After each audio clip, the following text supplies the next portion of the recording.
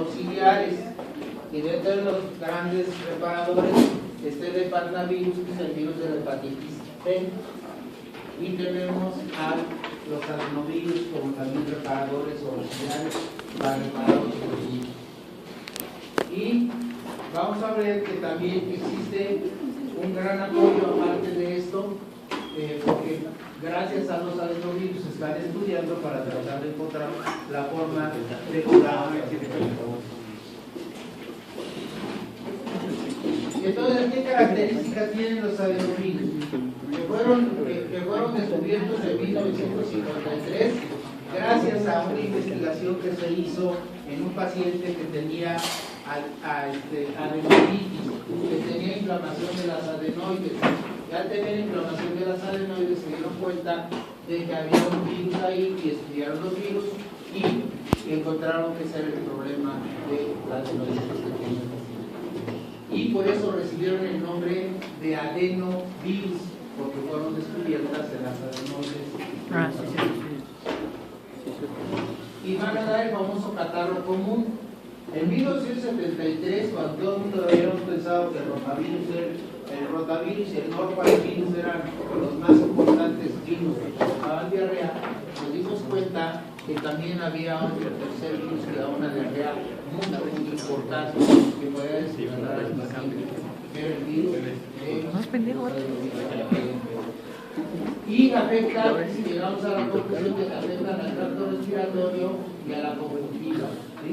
Aparte del tubo digestivo, que también pueden afectar al sistema nervioso central, que pueden darnos hepatitis y que nos puede dar una cistitis hemorrágica, ¿sí? ¿Cómo se transmite este virus? A través de transmisión fecal oral, ¿sí? Ano, mano, boca. Si no me lavé las manos, estoy preparando alimentos y otra vez o a través de aerosoles. Cuando hablamos de aerosoles, no son los aerosoles que uso como para ponerme desodorante de esas siglas, Cuando hablo de aerosoles es a través del aire, ¿sí? Para que no nos veamos con la idea con una pinta de ratino. Este doctor Artega dijo que a través de los aerosoles puede ser un uso desodorante de que el aerosol se puede infectar a través del aire.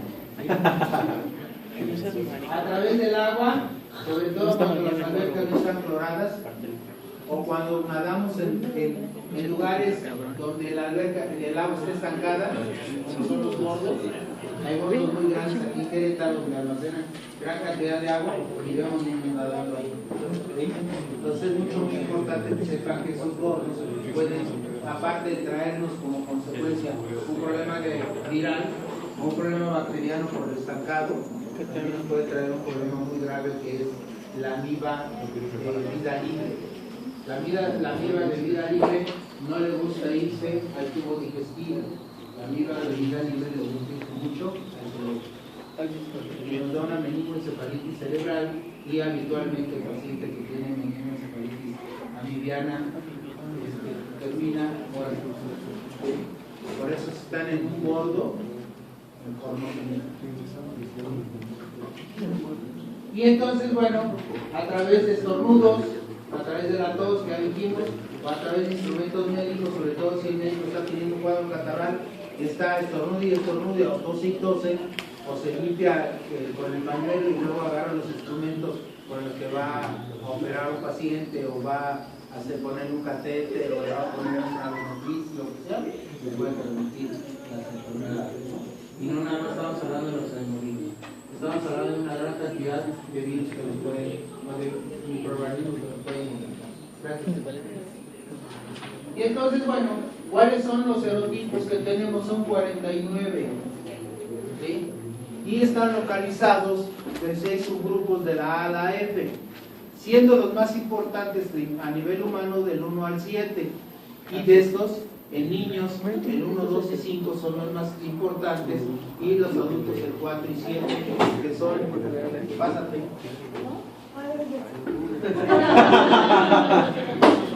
¿Eres alquimista? No, es que nunca me dejan hablar por eso. Buena onda. Y capaz de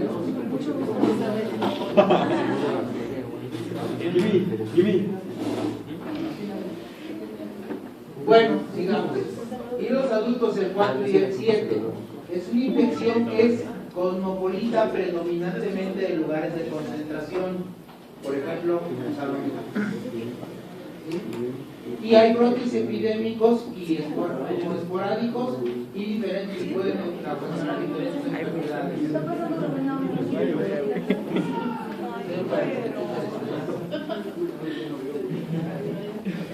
Y entonces tienen antígenos muy importantes. Y vamos a ver que tiene una gran cantidad de antígenos esta enfermedad o estos virus que nos ocasionan problemas o modulación celular para no destruir a las células. Y entonces los más importantes que vamos a hablar ahorita son el alfa, el beta, el gamma y el epsilon, que son antígenos que tienen una función característica cada uno de ellos. Y entonces, bueno, sabemos que tenemos adenovirus endémicos, que ya dijimos, adenovirus epidémicos, adenovirus que nos dan infecciones oftalmológicas y los que nos dan problemas diarreicos, que son muy importantes. Entonces, cada uno vamos a tener serotipos diferentes para estas enfermedades. Y entonces vamos a ver que pertenece a una familia que se llama Adenoviridae, que los géneros son Mastadenovirus y Aviadenovirus, que tiene una forma icosaédrica de 70 a 80 nanómetros, que se están sin envoltura, se están encuerados, están desnudos. ¿Sí? Tiene una cápside de 252 capsómeros, que son estas bolitas de color azul, que son las cápsides cada una de ellas. Tiene una fibra con proteínas de adherencia, que son estas. Son proteínas. Y tiene un DNA o ADN de doble cadena. Aquí está el DNA de doble cadena. Tiene una homología y patrones de homoaglutinación, todos ellos, para aglutinar a los eritrocitos, pero no tan solo aglutina eritrocitos, también aglutina células en general para poder hacer una aglutinación que se le conoce como racimos de uva. Y es para modular a las células, a un grupo de células, evitar que se destruyan y seguir reproduciendo hasta que sea la cantidad suficiente para poder explotar esa célula y que salgan los virus. Entonces, ¿cuál es la composición antigénica que dijimos? Que tiene el antígeno alfa, que es del grupo específico común, o sea, todos los adenovirus van a tener este antígeno alfa. El antígeno beta, que pertenece al grupo específico para darnos la famosa toxicidad y la acción citopática temprana, que en lugar de destruirnos a la célula, la va a modular hasta que reproduzca la cantidad de virus que se necesita para después destruirla. Siempre termina destruyéndola. Antígeno gamma, que es el que va a aglutinar, y el epsilon, que es el que va a estar en la superficie de lo que es el virión. Gracias. Salud. Gracias. Y entonces va a tener, ¿cómo es la forma de replicación? ¿Cómo está este virus integrado para replicarse? Para empezar va a tener células de origen, va a infectar a células de origen epitelial. ¿Y dónde tenemos epitelios? El intestino, incluyendo la vejiga, que es lo más importante. epitelio transicional. Cuando se empieza a dividir, va a empezar a tener eventos iniciales y eventos tardíos que ahorita nos vamos a explicar. Aunque haya una baja concentración de replicación, va a dar inicio de la enfermedad, y esto es muy rápido. La enfermedad se presenta muy rápidamente en los 3 a 5 días primeros de la infección.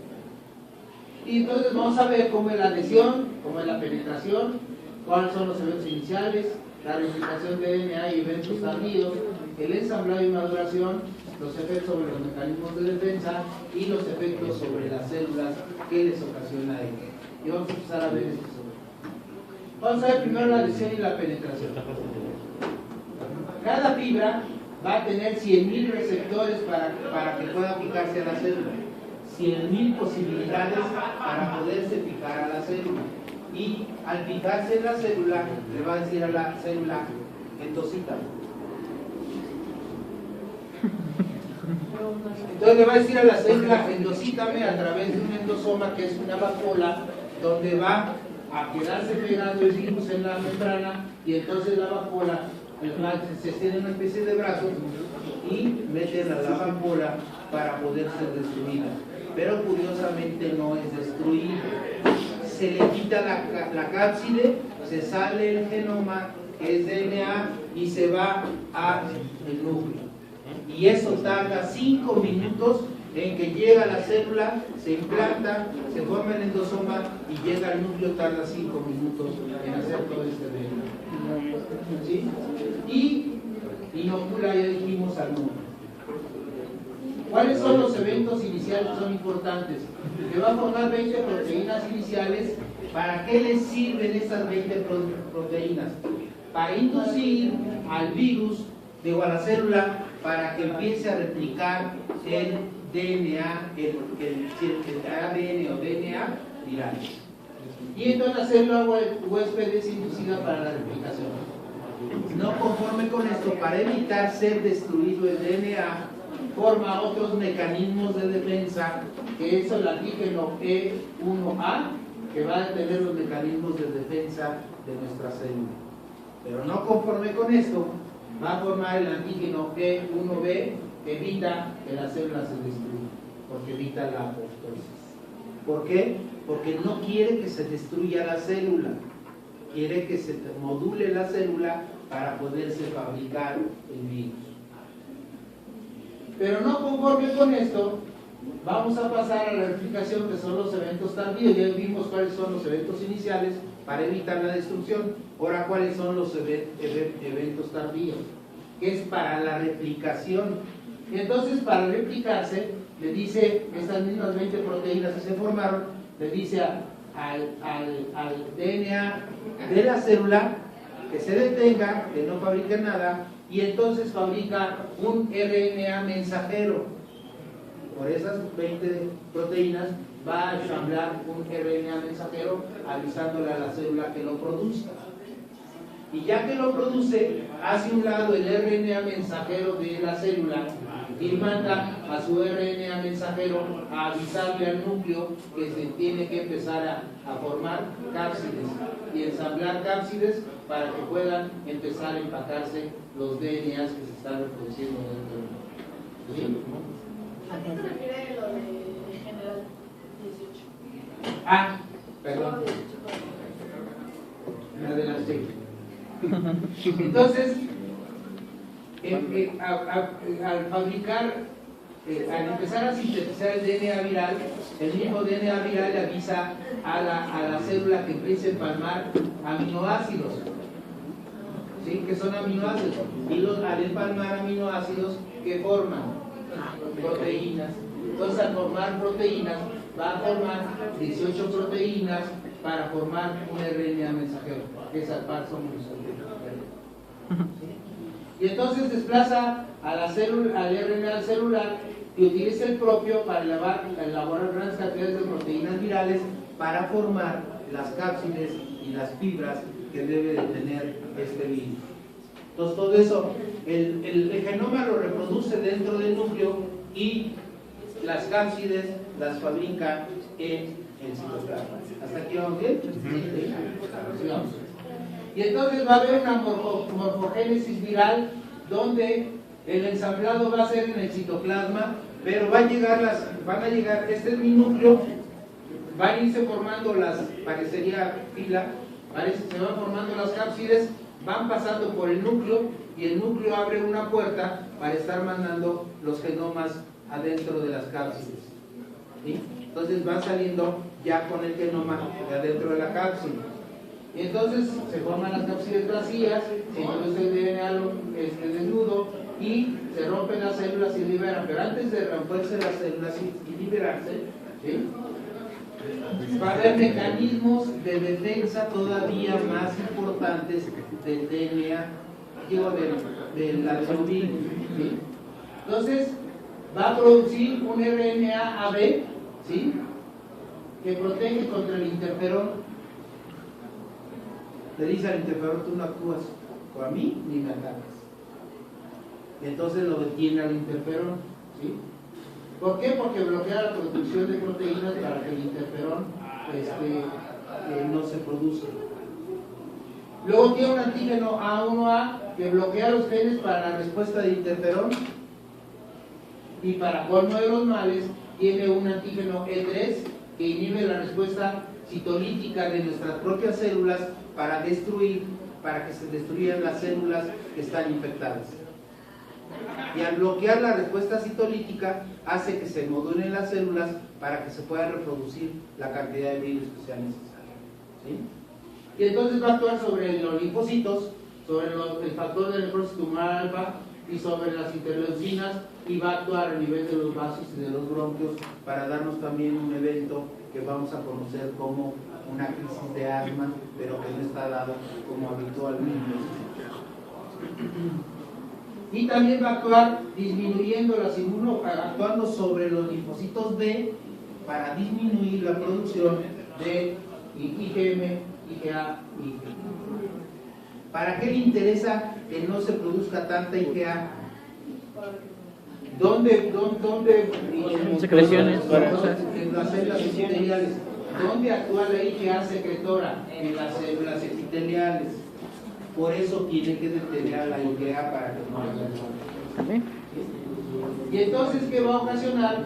Que va a hacer, va a afectar a todos los epitelios, riñones, bronquios, nariz, boca, tubo digestivo, vejiga, y va a hacer que las células infectadas se formen en racimos de uvas, se van a conglomerar las células infectadas para modularse y se puedan ir destruyendo poco a poco. Y entonces hay inclusiones similares. Las inclusiones que vamos a ver a través de nuestro microscopio de luz, vamos a ver todos esos componentes virales que vamos a ver dentro de nosotros. Y entonces, cada célula de estas del racimo de uvas va a fabricar 100.000 virus. Y al llegar los 100.000 virus y formarse 100.000 virus, entonces sí, ahora sí, destrúyete, no me interesa. Ya me formaste, ya me maduraste. ¿Y cómo los madura? Hablamos de un término de maduración. El chiste de la maduración es tan simple como que ya empaqué mi DNA dentro de la célula, dentro de la cápsula. ¿Cómo la voy a madurar? Poniéndole la cantidad de capsómeros que se necesitan para tapar el agujero por el que no puede brillar. Lo tapa y ya está maduro. Ya no está más. ¿Sí? Uno menos.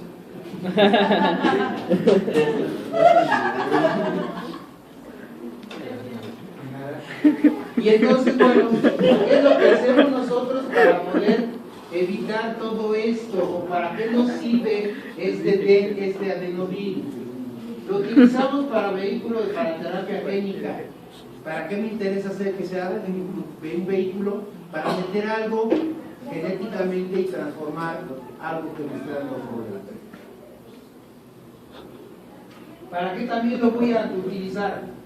Para reparar virus defectuosos y para destruir el endosoma y evitar que los endosomas se vayan formando y que no se pueda fabricar más virus. Introducir DNA para destrucción viral, que es la idea de la famosa película de Soy Leyenda. Meter un DNA a un virus que fue inoculado a la población mundial para tratar de que no tuvieran cáncer. Nada más si vieron esa película, se forman dos tipos diferentes de seres humanos. ¿Sí?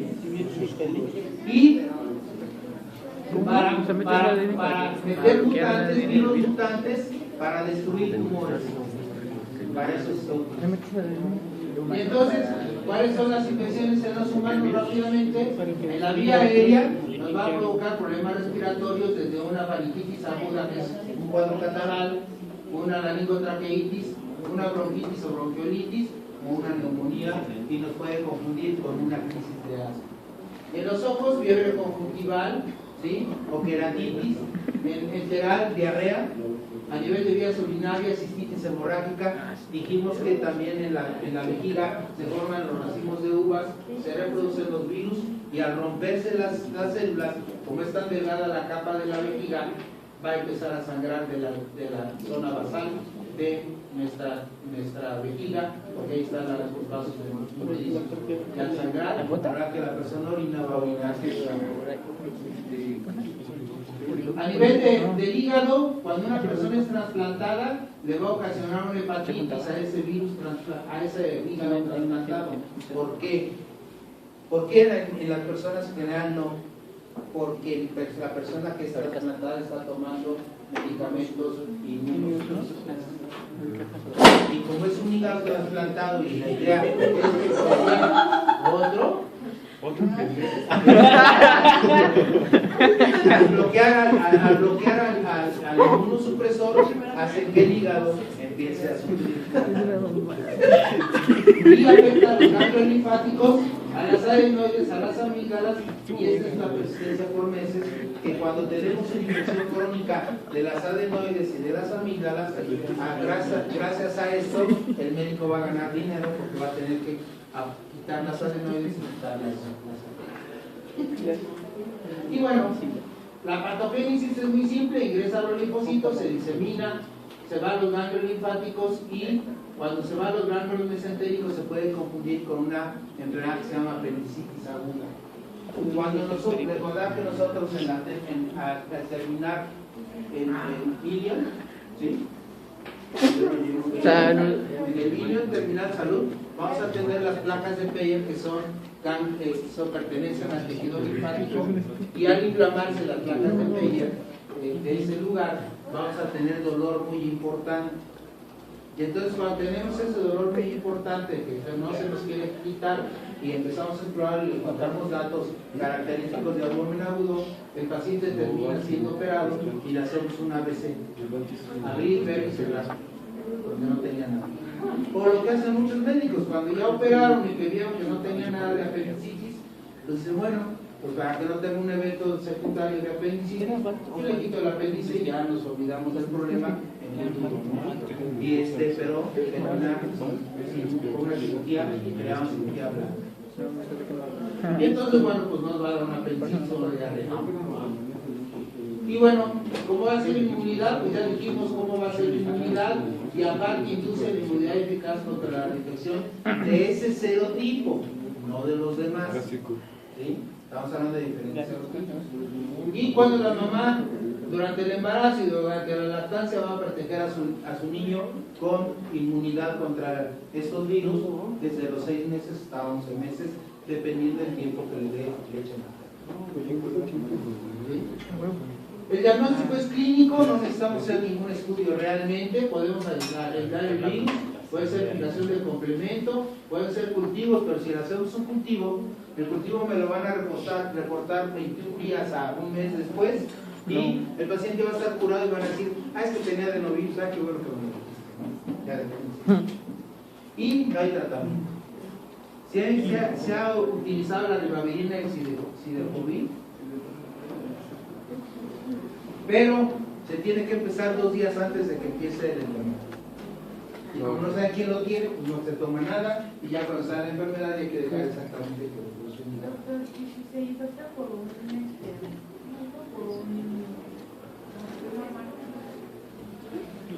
hermano? Ajá, por su otro, lo que dijo que era ¿su otro yo?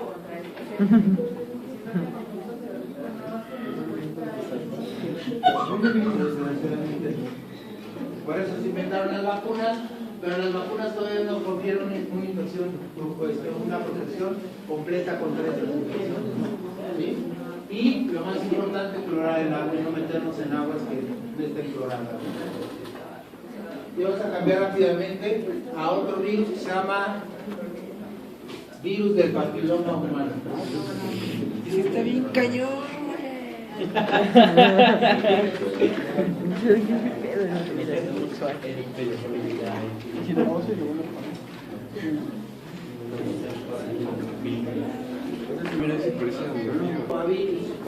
Los papovavirus es muy importante que sepamos que el papovavirus es un virus muy trascendental, porque es el que nos va a ocasionar el virus del papiloma humano, con la papilomatosis múltiple provocada por este virus. Y dentro de esto es muy importante para el ser humano saber que es un virus altamente oncológico. ¿Sí? Es oncogénico 100%, no da infecciones de otro tipo más que formación de tumores.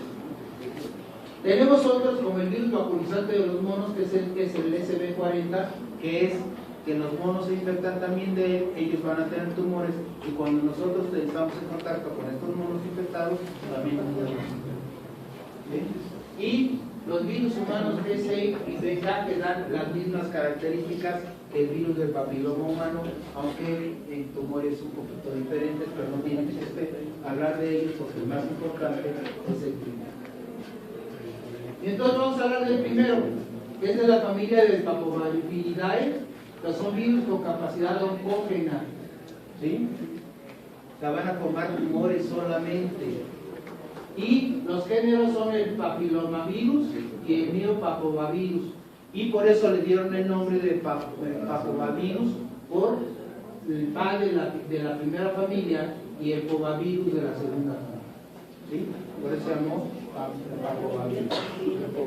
Y recordar que los si es oncogénica va a formar exclusivamente tumores a nivel de los seres humanos. Y entonces es muy bonito el virus, es un virus que está muy bonito, que parece que tiene estrellitas en las puntas, en las fibras, ¿sí? Ahorita las vamos a ver. Aquí tenemos una fotografía de barrido, donde vemos las estrellitas que tiene cada una de las puntas. Y tiene un diámetro de 75 nanómetros, con un genoma de DNA circular de doble cadena, que su cápside tiene 72 capsómeros, es icosaédrico y no tiene envoltura. Que tiene antígenos comunes a los 100 fenotipos diferentes. No son un solo virus, son una gran cantidad de virus que tiene esta familia. Y tiene el antígeno A, que es exclusivamente para dar patología genital. El antígeno B, que da problemas a nivel de la piel, formando verrugas y displasias, ¿sí? Y el antígeno E, que el B no se presenta en las manos, en pies o en genitales, pero tenemos al antígeno E, que se da en otros lugares, ¿sí? Entonces, este virus puede afectar desde la cabeza hasta los pies.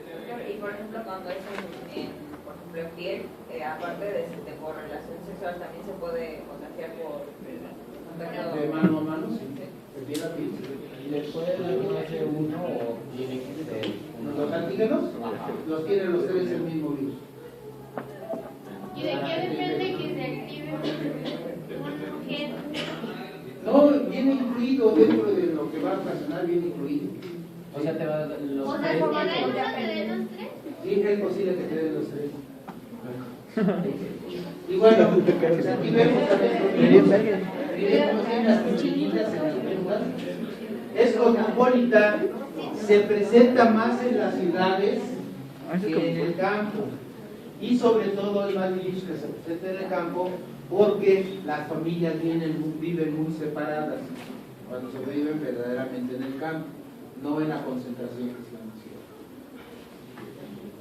16 son oncogénicos y son los que nos van a dar predominantemente los problemas de cáncer cérvico-uterino. ¿Sí? Da lesiones en la piel de niños y mayores de 5 años, da las famosas verrugas del adolescente y las del adulto joven, y hay lesiones genitales igual en ambos géneros, ¿sí? Y también nos puede ocasionar la papilomatosis respiratoria recurrente en púberes, en adolescentes y adultos jóvenes. ¿Y por qué nos da la papilomatosis respiratoria recurrente, donde se infectan y se hacen tumores en las cuerdas vocales, en la glotis, en la laringe completa? ¿Sí? Es porque bajamos nuestra boquita a los niveles del averno a nivel a otros niveles. Que lo diga.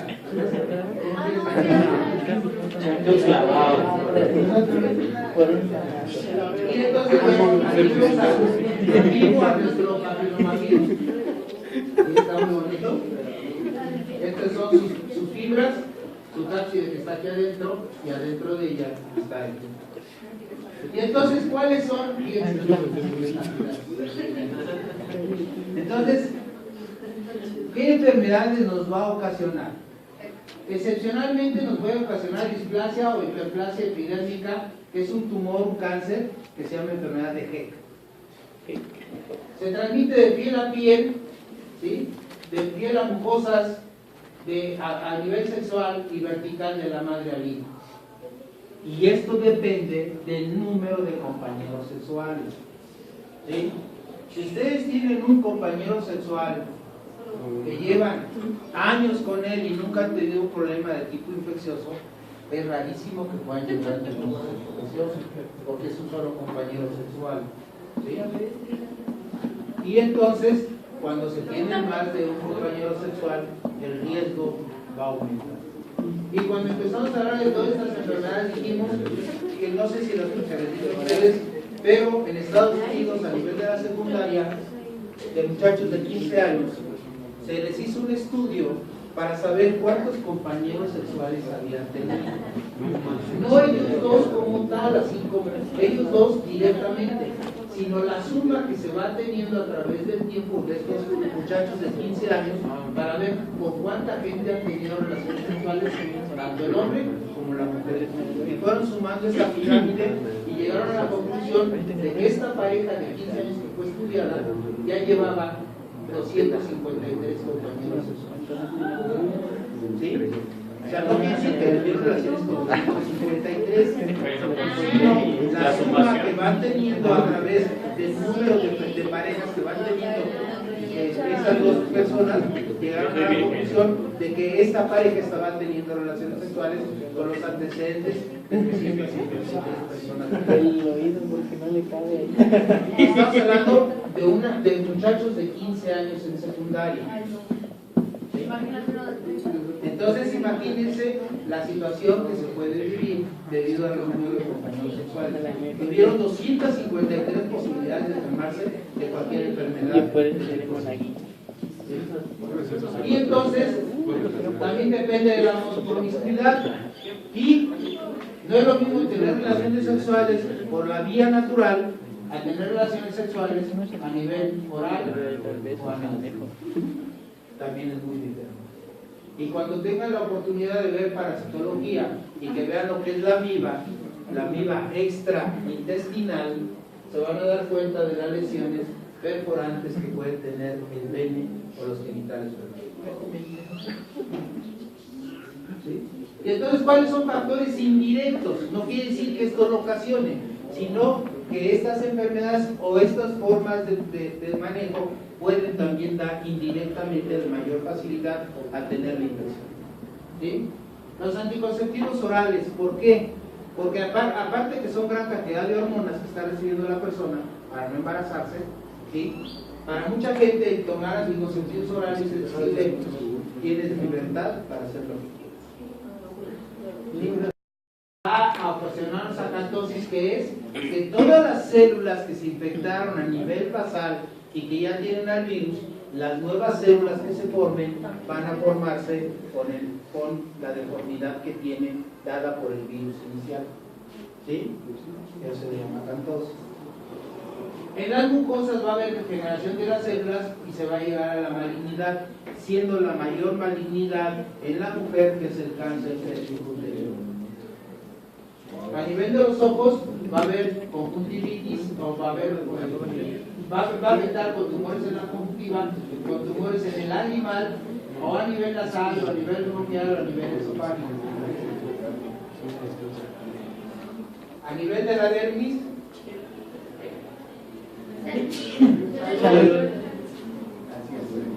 a nivel de la dermis va a haber infiltrado el CD4 y va a ocasionar fenómenos trombóticos y hemorrágicos, y a nivel de la epidermis, necrosis y degeneración celular. ¿Sí? Doctor, Y entonces, no entendí que era acantosis. No entendí bien qué era acantosis, o sea, que es como si se duplica. tengo en las células basales de mi piel, tengo unas células que están invadidas por el virus. Y como modulan a las células porque son oncógenas, forman tumores, las nuevas células que se forman ya van a venir con la modulación que es el formar un tumor. Y todo eso que va produciéndose con nuevas células formando un tumor se llama cantosas. ¿Sí? Y entonces, no les voy a decir los números. De las verrugas comunes tenemos a estos serotipos, de las verrugas frontales estos serotipos, de la verruga cutánea estos serotipos, de la verruga anal estos serotipos, de la hiperdermodisplasia verrucoide hay 15 serotipos, del hiperdermodisplasia epitelial son estos, y de los papilomas orales son estos. Lo más importante es que estos 16 son los que pueden ocasionar cáncer cérvico. ¿Sí? Y entonces nuestra persona va a tener una boquita con sus dientes perfectamente bien alineados y con su verruga por abajo del ¿sí? Y entonces también podemos tener esta verruga o esta lesión en el pene, ¿sí? O esta lesión en el pene. Entonces vamos a tener verrugas vulgares en las plantas o condilomas acuminados o papilomatosis laringio juvenil y que va a tardar en incubación para hacerse las verrugas entre 4 meses. Lentamente se van formando las verrugas, que son de la o vamos a tener verrugas en mosaico, o vamos a tener la enfermedad de Brown, que son una verruga se transforma en cáncer. O tenemos epidermodisplasia versiformis, que es un carcinoma, o tenemos neoplasia intraepitelial cervical, que nos va a dar primero se va a ir al cervix, después a la vagina, se va a transformar en carcinoma escamoso y luego en carcinoma invasivo. ¿Sí? O la leucoplaca verrucosa, que es la enfermedad de G, y que puede presentar carcinomas. ¿Y el VPH solamente se transmite por vía sexual o puede ser que aunque la persona no haya tenido relaciones sexuales tenga VPH? Te vas a hacer bonitos. Bueno, es que hablaba que te vuelves a hacer antes de eso no hay ninguna lesión de la piel. Tienen que empezar a tener esto para que puedan infectar. Aquí son genitales femeninos con las verrugas propias de esta enfermedad. O a nivel anal, las verrugas que están femeninas. O a nivel del cuello de la matriz, del cervix uterino, las lesiones que tienen aquí. O a nivel del pene, tienen las verrugas que se tienen aquí. Ahora, si quieren ver más, aquí tenemos a nivel del pene, a nivel del ano, a nivel de los genitales femeninos, y a nivel del cervix totalmente deformado. A nivel del ano, una gran zona verrucosa a nivel del ano que tapa completamente el ano, y para tratar a esta persona hay que hacerle una colostomía, abrir el abdomen, sacar el intestino grueso que defeque acá arriba hasta curarle la lesión. Ya después de que se cura la lesión, 2-3 meses, volver a abrir otra vez el abdomen y unir nuevamente el intestino para que ya defeque en forma natural. ¿Sí? Pues ya se veía por dónde tenían relaciones sexuales. Y tanto a nivel de la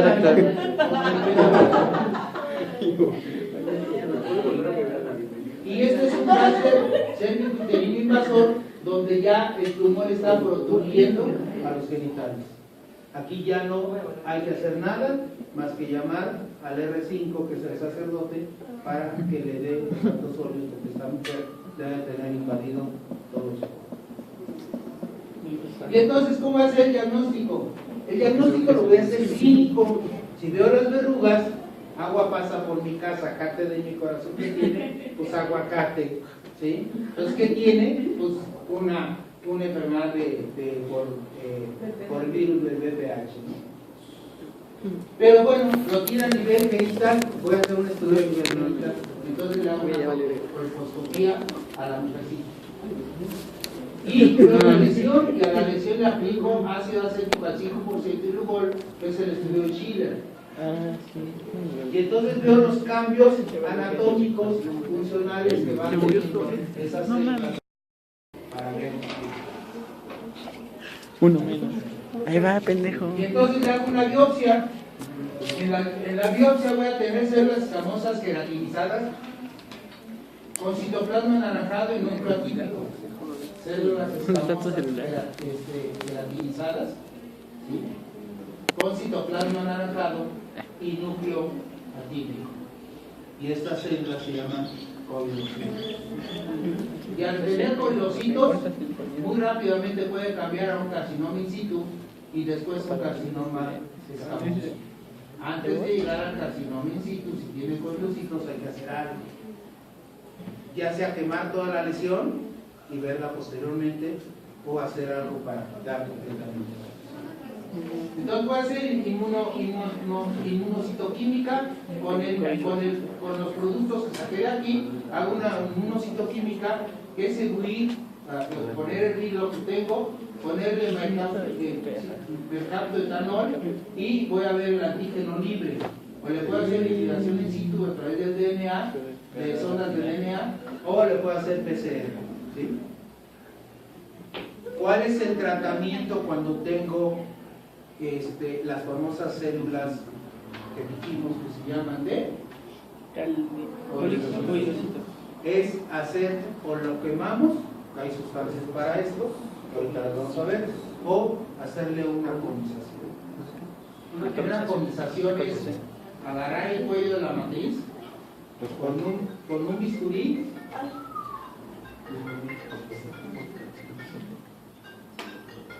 Ahorita, bien, no ayudaron un ratito. Entonces, es agarrar el cuello de la matriz, agarrar un bisturí, cortar alrededor del cuello de la matriz y sacar un cono, si saben lo que es un cono, ¿verdad?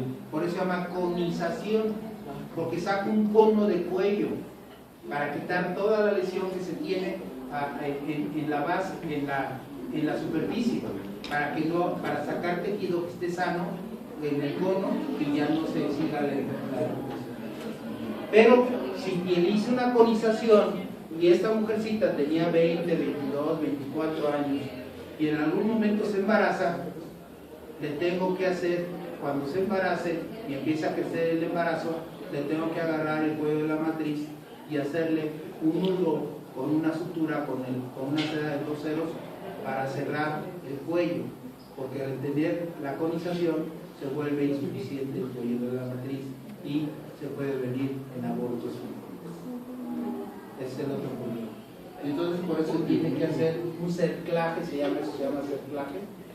Y entonces se hace un cerclaje para que ya no se venga el producto y cuando ya vayan a hacer, a otra vez poner el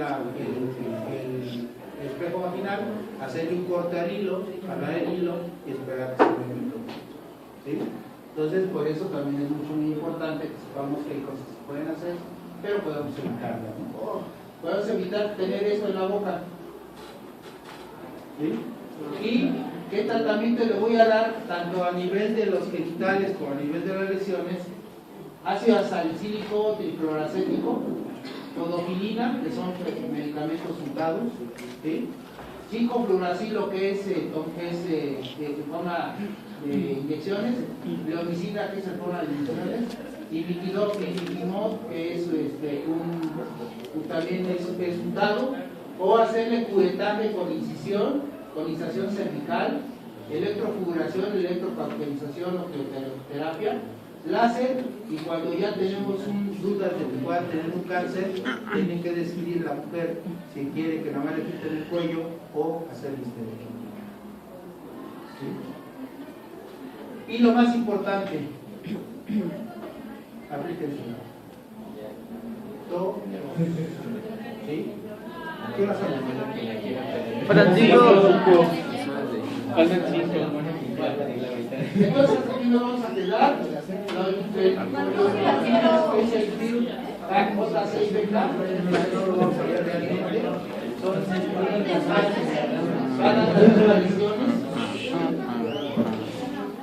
hagan las mismas lesiones que siempre hemos hablado a nivel plantar, a nivel